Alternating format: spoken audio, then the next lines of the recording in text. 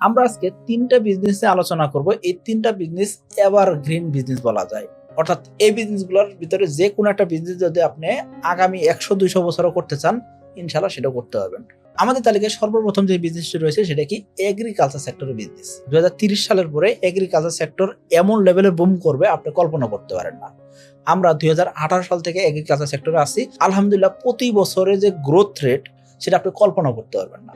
২০১৮ সাল থেকে অনলাইনে আমরা আছি। ২০১৮ সাল থেকে আজকের দিন পর্যন্ত অর্থাৎ ২০২৫ সাল পর্যন্ত গ্রোথ রেট যদি আপনি চিন্তা করেন সেক্ষেত্রে অনেক হাই। কারণ একটাই, সেটা কি, আমরা খাবার উৎপাদন করতেছি, মানুষের খাবারের যোগানের ব্যবস্থা করতেছি। এই জায়গা থেকে আলহামদুলিল্লাহ ইনকাম যেরকম আছে, অন্যদিকে মনের দিক থেকে একটা বড় শান্তির জায়গা আছে, আপনি কল্পনা করতে পারবেন না। আমাদের তালিকায় দ্বিতীয় যে বিজনেসটি রয়েছে সেটা কি প্রপার্টি ম্যানেজমেন্ট ব্যবসা।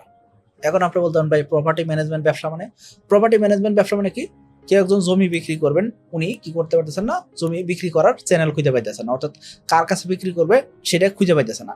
আবার কোন একজন ক্রেতা জমি কিনতে চাইতেছে, কিন্তু আলটিমেটলি উনি কিনতে পারতেছে না। কারণ কি? অথেন্টিক জায়গা পাইতেছে না, কাগজপত্র বুঝতেছে না। যদিও কাগজপত্র বুঝতেছে, দিন শেষে নেগোসিয়েশনটা সঠিকভাবে হচ্ছে না।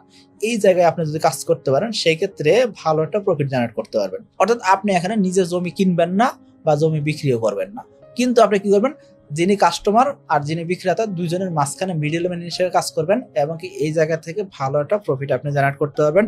এবং কি আপনি যদি কমিশন ওয়াইজও কাজ করেন সেই ক্ষেত্রে ভালো একটা প্রফিট করা যায়। আমাদের তালিকায় তৃতীয় যে বিজনেসটি রয়েছে সেটা কি হেলথ কেয়ার সেক্টরের বিজনেস করা। এখন আপনি বলতে পারেন হেলথ কেয়ার সেক্টর বিজনেস মানে?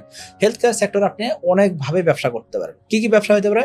আপনি ডায়াগনস্টিক সেন্টার দিতে পারেন, হসপিটাল দিতে পারেন, ক্লিনিক দিতে পারেন, অথবা আপনার যদি এরকম টাকা পয়সা না থাকে সেক্ষেত্রে আপনি কি করবেন, এই যে হেলথ কেয়ার সেক্টরে যেসব ইকুইপমেন্ট দরকার হচ্ছে এই ইকুইপমেন্টের সাপ্লাই দিতে পারেন, অথবা এই ইকুইপমেন্টগুলো ইম্পোর্ট করতে পারেন, অথবা ইম্পোর্ট করাতে হেল্প করতে পারেন, অথবা নতুন একটা হসপিটাল বা ক্লিনিক তৈরি হবে, সেই হসপিটাল বা ক্লিনিকের যেসব সরঞ্জামাদি লাগবে সেই সরঞ্জামাদির লজিস্টিক সাপোর্ট আপনি দিতে পারেন।